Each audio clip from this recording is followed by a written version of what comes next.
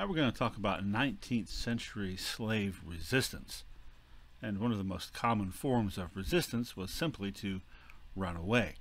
Now we talked about this before when we were discussing the 18th century and the fact that if slaves escaped, there weren't a whole lot of options as to where they could go because there were no free colonies at that time. The English colonies all had slavery. The best that you could hope to do if you were a slave is if you were in Georgia or South Carolina, maybe make it to Florida.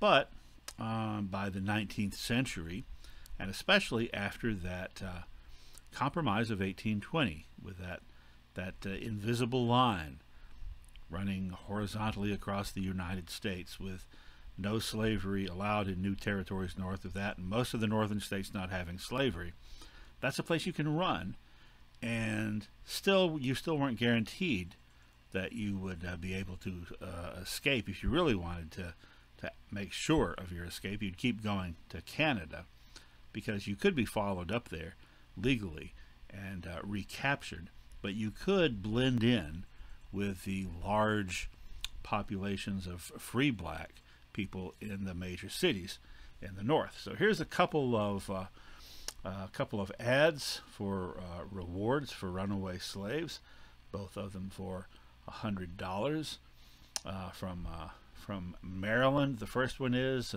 looking for the Negro boy Robert Porter, who has a rather sullen countenance with a down look. Gee, I wonder why that would be. And then from Kentucky, wanting the 17-year-old black woman named Emily, who's described as having a whining voice. And if you'll notice, he would give $100 if she's taken on the Kentucky side of the Ohio River, $300 if she's taken in Ohio, because, well, that's more farther to travel, but it's also a little bit trickier because it's a free state. Now, just to bring things a little bit closer to home, I want to share this ad from my hometown of Sparta, Tennessee. This is the Sparta paper from October 20th, 1855, with a $25 reward for a runaway slave named Andy, about 40 years old, who it is believed was in the northern part of White County. That's the closest to Putnam County and Cookeville, and it was believed he was going to try to make his escape to a free state. Now, White County had the largest population of free blacks in the Upper Cumberland region of Tennessee. So that could be why more than one ad that I've seen has suspected people of heading for Sparta.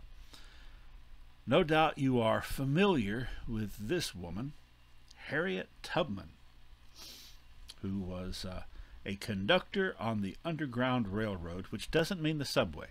And that may sound like I'm being facetious, but when I was a kid and I heard people talk about the Underground Railroad, I thought it was a real train, not a train. The Underground Railroad was an escape route for slaves in the South, where they would be conducted along the way from one point to another by people who were sort of like trained for that as scouts, and they would lead them to various places where they would be safe for the night until they could eventually make their way north. So there were people who were participants in this that offered their home as shelter for runaway slaves who were being conducted out of the South. So perhaps their house, perhaps their barn. Now, if you'll think about this for a moment, you will realize that what that means is that these willing participants, white people on the Underground Railroad, offering up their homes, were living in the South. So they were white Southerners. Some of them may have been transplants from northern states, but many of them were not, but were in fact anti-slavery to the extent they were willing to take the risk of helping people to escape. Of course, their risk wasn't nearly as great as the risk of the runaway slaves, should they be caught. Harriet Tubman was a former slave herself in Maryland, and she had successfully escaped. And having made her escape, she risked her life and her freedom repeatedly to bring more people north to freedom. In fact, she took, I think, 13 trips in all back into the South and led a total of 70 people to freedom. Also, a former slave from Maryland who escaped, Frederick Douglass, who was, as a child, the wife of one of his owners started teaching him to read and write. Then her husband found out about it and put a stop to it. So he actually taught himself, and was kind of creative about it. If he didn't know how to spell a word, he would dare some of the white kids to write out the word and say, "I bet you can't spell this," and then they would. Then he'd know how to spell it. He was known for being a very willful and resistant slave, a stubborn slave. And one of his owners hired a guy named Edward Covey, who was a professional slave breaker, the way that at the time people described breaking horses, that is, to crush their spirit so they'll be tame. And Covey took Frederick Douglass into a barn to beat the rebelliousness out of him, and didn't work the way he planned, because Frederick Douglass got the upper hand and kicked his butt. And Covey never reported it, because it would have been a humiliation to admit he had been bested by this slave he was supposed to be breaking. So that's one of many incidents Douglass recorded in his autobiography. He escaped eventually in 1838 and made it to the North, where he became very active in the speaking circuit among abolitionists. He was an extraordinarily powerful, gifted speaker and writer, and people came from miles around to hear him speak. He lectured not just in the northern states, but all around the world. So here's a couple of photos of him, one from about the time period we're talking about, and then another from much later in life, after the Civil War, when he became the American ambassador to Haiti. Well, in 1852, he delivered a speech on the 4th of July that I think is worth listening to an excerpt from. Of course, this isn't actually Frederick Douglass, because they didn't have recording devices, but these are his words.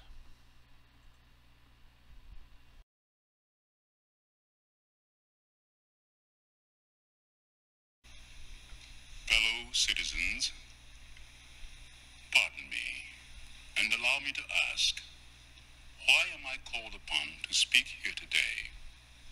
What have I, or those I represent, to do with your national independence? Are the great principles of political freedom and of natural justice embodied in that Declaration of Independence extended to us? And am I, therefore, called upon to bring our humble offering to the national altar and to confess their benefits and express devout gratitude for the blessings resulting from your independence to us? I am not included within the pale of this glorious anniversary. Your high independence only reveals the immeasurable distance between us. The blessings in which you this day rejoice are not enjoyed in common. The rich inheritance of justice, liberty, prosperity, and independence bequeathed by your fathers is shared by you, not by me. The sunlight that brought life and healing to you has brought stripes and death to me. This 4th of July is yours, not mine. You may rejoice, I must mourn. To drag a man in fetters into the grand illuminated temple of liberty and call upon him to join you in joyous anthems were inhuman mockery and sacrilegious irony. Do you mean, citizens, to mock me by asking me to speak today?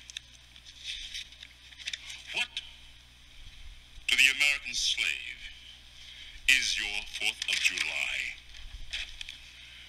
I answer, a day that reveals to him more than all other days of the year the gross injustice and cruelty to which he is a constant victim. To him, your celebration is a sham. Your boasted liberty, an unholy license. Your national greatness, swelling vanity. Your sounds of rejoicing are empty and heartless. Your denunciation of tyrants, brass-fronted impudence. Your shouts of liberty and equality, hollow mockery. Your prayers and hymns, your sermons and thanksgivings, with all your religious parade and solemnity, are to him mere bombast, fraud, deception, impiety, and hypocrisy, a thin veil to cover up crimes that would disgrace a nation of savages. There's not a nation of the earth guilty of practices more shocking and bloody than are the people of these United States at this very hour. At a time like this, scorching irony, not convincing argument, is needed. Oh, had I the ability and could reach the nation's ear, I would today pour forth a fiery stream of biting ridicule, blasting reproach, withering sarcasm, and stern rebuke. For it is not light that is needed, but fire. It is not the gentle shower, but thunder.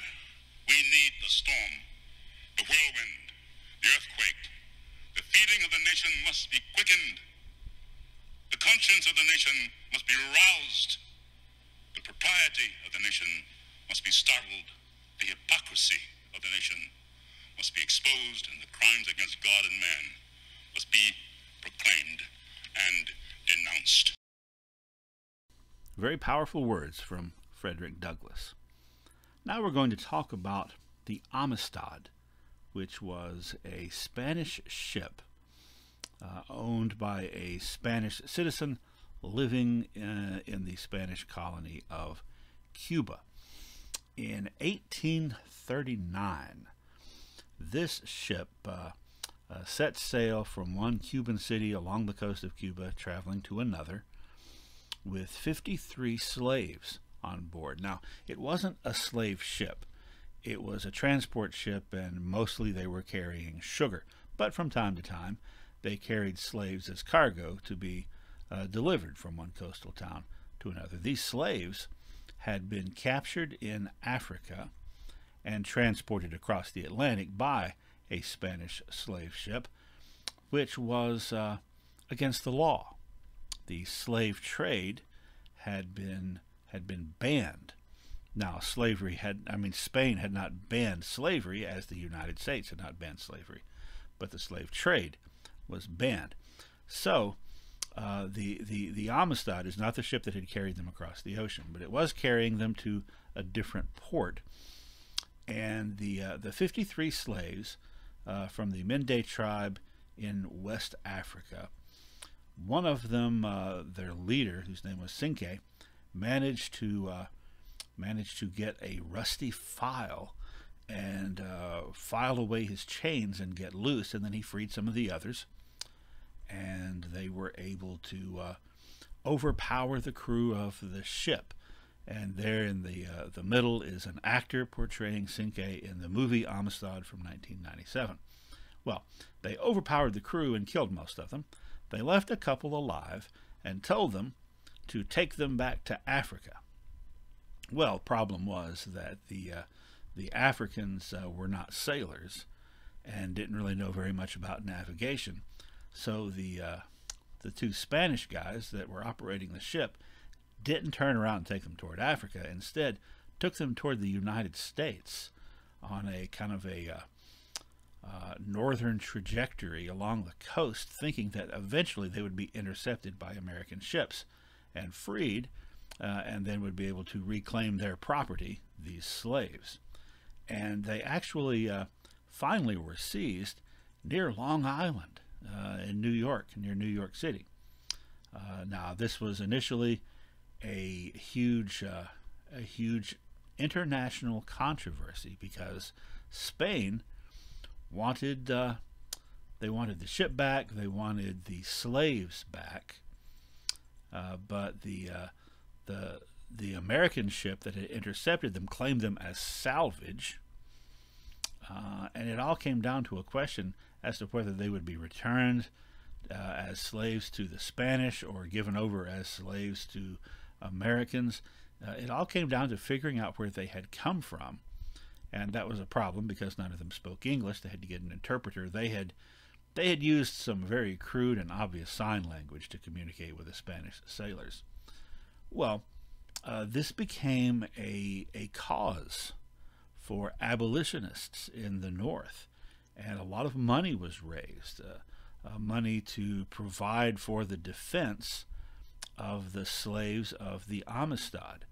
And, in fact, John Quincy Adams, who at that time was a congressman, came forward to volunteer to be the lead legal counsel for the defense for the Africans, which this went all the way up to the Supreme Court, where, and by the way, Martin Van Buren, president at the time, was willing to just hand them over, but the Secretary of State informed him, you can't do that because it's now in the court system, and the executive branch can't, trample over the judicial branch.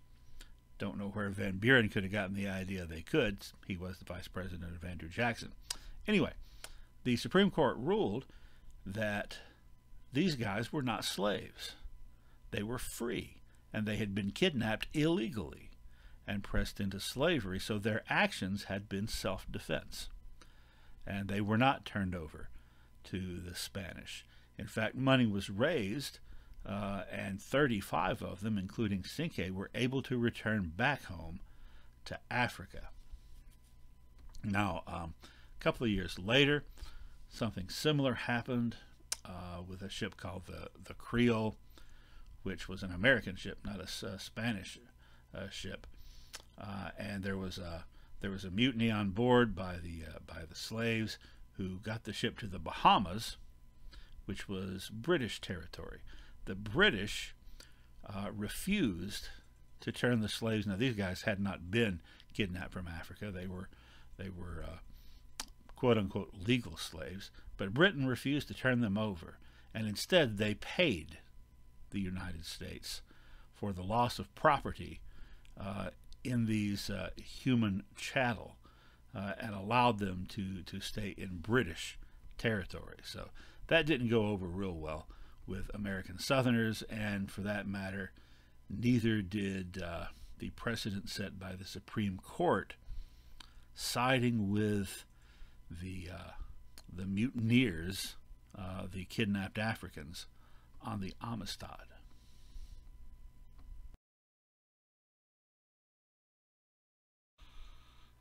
Of course, the most direct form of slave rebellion is the sort of thing that the kidnapped Africans on the Amistad did, which is an uprising, a rebellion, a revolt.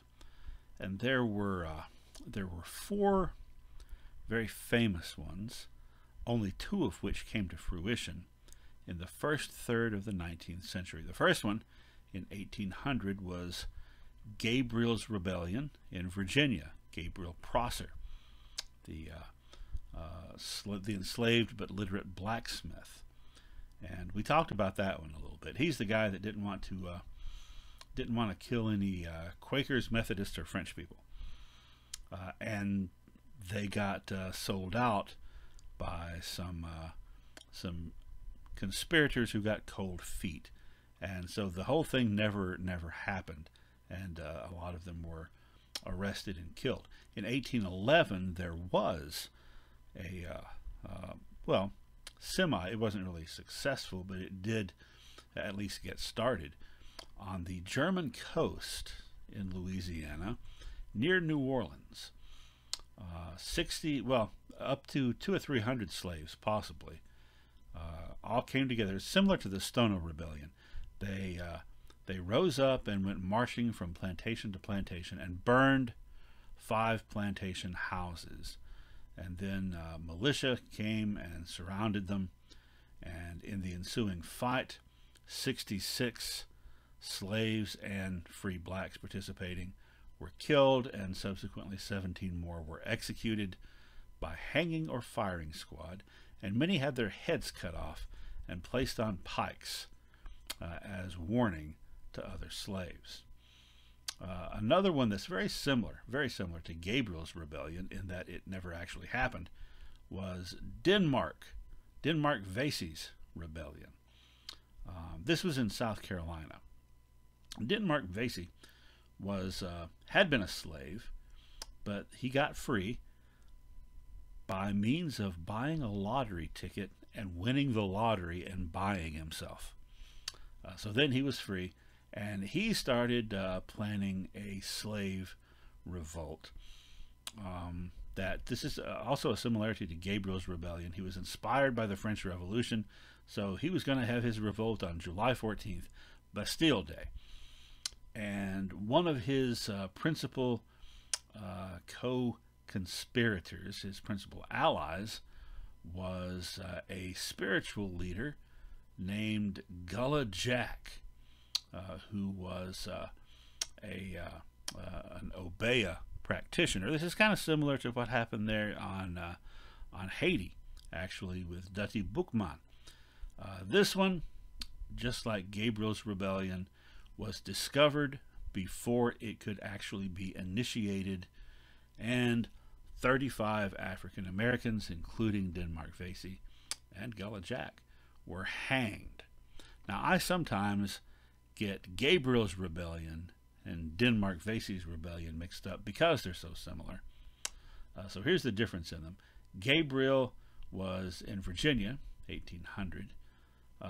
Denmark Vesey was Charleston, South Carolina, 1822. Kind of the same outcome. A large number of slaves were executed, and in Denmark Vesey's case, some free blacks executed. Vesey's the one that wanted to do it on Bastille Day. So here is a map showing where these things took place. Gabriel's conspiracy, Denmark Vesey's conspiracy, the German coast down there by New Orleans, the New Orleans Rebellion, and then, of course, Nat Turner's rebellion, which now finally we are going to talk about. This happened in Virginia in 1831. Now, Nat Turner was a slave who was an intensely religious individual, and he believed that he had visions from God telling him to lead his people out of bondage. And so he organized this rebellion that, resulted in a lot of bloodshed. There were 60 white people killed in this rebellion. About 80 African Americans were killed in the fighting that ensued. Again, same story, going from plantation to plantation, killing the white families. Now, it just so happened that the Virginia House of Burgesses was in session, the Virginia State Legislature, and some of the plantation owners in the area were members of the House of Burgesses. Others went there to witness the meeting. So the husbands and fathers weren't home at a lot of these places, only the wives and children who were killed. Afterwards, 17 rebels were executed. Nat Turner was captured and executed. Here is an actor portraying Nat Turner in a movie from 2016 called The Birth of a Nation. The result of this was that the initial result was that there was hysteria in the South, because unlike those other conspiracies that were uncovered before they could start, or even the thing in New Orleans that led to a lot of property damage but not a lot of white lives lost, this had 60 dead white people. women and children, many of them. And so slave owners throughout the South got paranoid, and there were a lot of instances of slaves being murdered for looking at their master funny, for the master just taking anything that they did as evidence they might be conspiring. That was the initial response, the initial reaction. There were some long-term reactions, though, as well. By the way, Nat Turner, before he was executed, gave a lengthy series of interviews telling his story, and you can find the original words and read his story in his own words. There was a novel by William Styron back in the 1960s called The Confessions of Nat Turner, and a graphic novel very well done by Kyle Baker a few years ago. Anyway, aftermath of the rebellion in Virginia, they came this close to outlawing slavery. Why would that happen? Because this rebellion was so scary that white people started to think having slaves is more trouble than it's worth. Because, how can you control them? How can you keep them from wanting revenge? It would be better just not to have slaves. And it came to a vote, but ultimately they held on to slavery. Now, the counties in the western part of Virginia were the ones that overwhelmingly supported ending slavery. The western part of Virginia, which was up in the mountains, the Appalachian Mountains, and which later would break away from Virginia to become West Virginia. So slavery wasn't banned. Instead, the opposite happened. Laws regarding African Americans, slave or free, became much, much stricter than ever before. And this was followed by what's called the Great Reaction. And that Great Reaction was that after Nat Turner's rebellion, there effectively was no public abolitionist movement in the South, because if you were a white person and you said slavery's bad, we should end slavery, after Nat Turner's rebellion, your neighbors would ostracize you because you were taking the side of these rioting black people who had taken lives, and so you would be met with public shame and ridicule. There was a degree of that before, but some people still spoke out about abolition in the South. After this, it was dangerous to do so if you were a white person. So 1831, Nat Turner's rebellion was a huge turning point in a lot of ways toward the, well, in some ways you might say the final phase of American slavery and the build-up to the American Civil War.